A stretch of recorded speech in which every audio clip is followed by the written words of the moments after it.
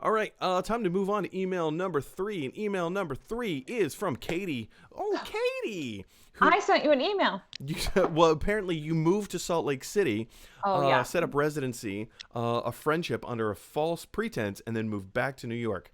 Anyway, was a very busy weekend. hey, you're a busy lady. So Katie from Salt Lake says, well, is officially on my garbage list. Uh-oh.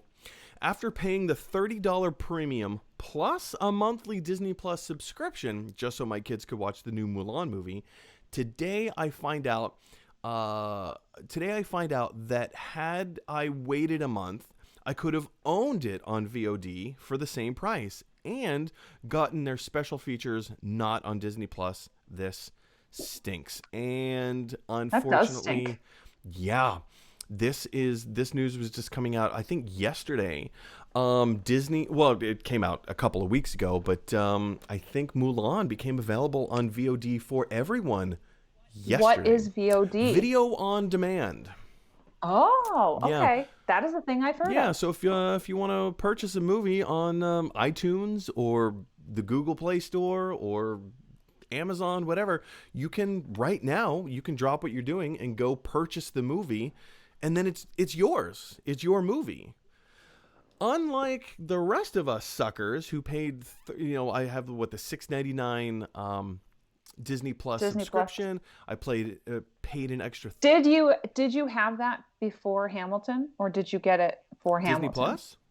I Yeah. got it for The Mandalorian when it came out Oh, last did year. you know? I'm sure you knew this, but my one fun fact about The Mandalorian is that it was the biggest, oh, I don't even know how to phrase it. It was like the most successful program in the history of Disney Plus in its Oh, launch Disney week. Plus? Oh, you mean like Yeah. any streaming service or just Disney Plus?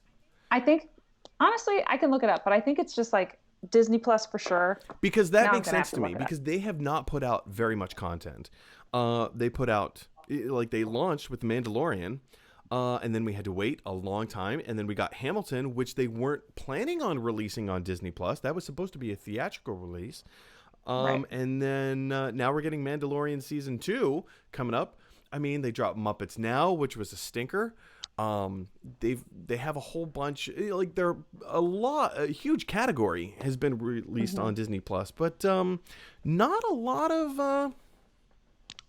of things to sign up for with Disney Plus. Yeah. And it feels like a lot. I mean, to pay, I get it if they're gonna like pay $30 for your whole family to watch something. Aren't they giving it away in December for free? Like if you wait till December, you Well, just get to see if it you for have the free on Disney subscription, Plus. yeah. So this is the big hair puller for a lot of people, and myself included. We were told a month and a half ago, 2 months ago, that Mulan was going to be released on Disney Plus.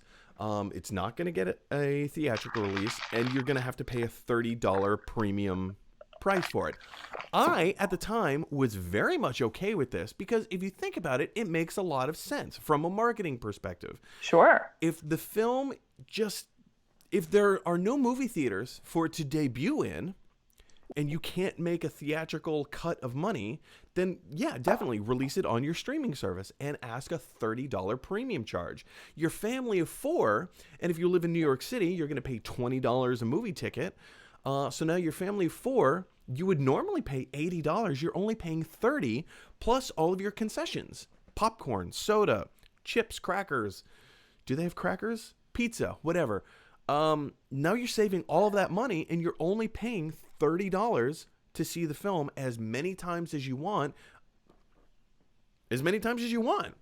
Right. So I got that. I was behind it. I was saying, look, if these movies don't make money, because the operating budget of Mulan was $200 million, you have to spend another $200 million. Earlier, Katie, you were saying about like, why are movie tickets so expensive? This is why, because we're making movies for $250 million. That's why ticket prices go up. The theaters don't get a cut of that money. Well, they get a very small cut I of that mean, the money. theaters charge $20 for popcorn and a soda. That's where So they earn like their money. that's where they make their money. That's where they make their money. That's how they're A still friend in of mine business. only would see daytime shows and then would sneak in a breakfast burrito, and that's how they would watch their movies. And in New York, they don't even care if you sneak in your own stuff. They don't Not at care. all. Anyway, all this is to say Disney did a very underhanded thing by, and I understand the VOD, or rather the premium release on Disney Plus didn't perform as well as they had hoped. Mm-hmm. Not even close. So when they release this film on VOD and say, "Hey, now you can own the film and do whatever you want with it for $30, and you get all these special features," which, if you're like me and you rented the movie for 3 months on Disney Plus, you don't get the special features. Right. Katie, what's your takeaway from this? Like, I think we can all agree that this was a very underhanded thing for Disney to do, but geez Louise, like why would you upset your base like that? I mean, because I'm not sure that I am going to be able to say this in a neutral way, but I think that the people at the top of the Disney pyramid are not looking at the bottom, which is the people who like pay money and like support the franchise. Yeah. And like I used to work at Walt Disney World in Orlando, and I was very happy there. They treated me very well. But then when I left, there was like all of this change up of entertainment because of decisions that were made at the very top of the pyramid. Mm-hmm. And they just were like, a third of entertainment is just cut now because we don't need it anymore. And so all of the things I hear about Disney doing that feel really shady and terrible, I'm like, oh, it's that same mentality of it's going to help us right now, but no long-term ability to be like, oh, maybe in 5 years, people won't want to come to a theme park that has no shows and just rides. Wow. Like, or like there's no long-term recognition of like, oh, maybe this will come back and bite us if we screw everybody over. Because I think it's trash. Wow, it like, is. You're right. No, it is trash, and I agree with myself from Utah. I'm gonna adopt that lyric. I agree with myself. It sucks. It sucks so hard that and it's not just Disney. I know, like the company that I work for is a very massive global. It's a huge company, and they operate in that corporate mentality of, well, we're just going to cut things for the sake of cutting things, and you will save a buck, but we're not going to earn our interest back or make a return on that investment because there was no investment. You're cutting things. You're not doing anything to retain your customer base. This is a horrible business practice, and I understand the people who are making these decisions make like 10,000 times more money than I do. I'm just a peon on the internet spouting my opinions about whatever. You're not a peon. I'm an important peon.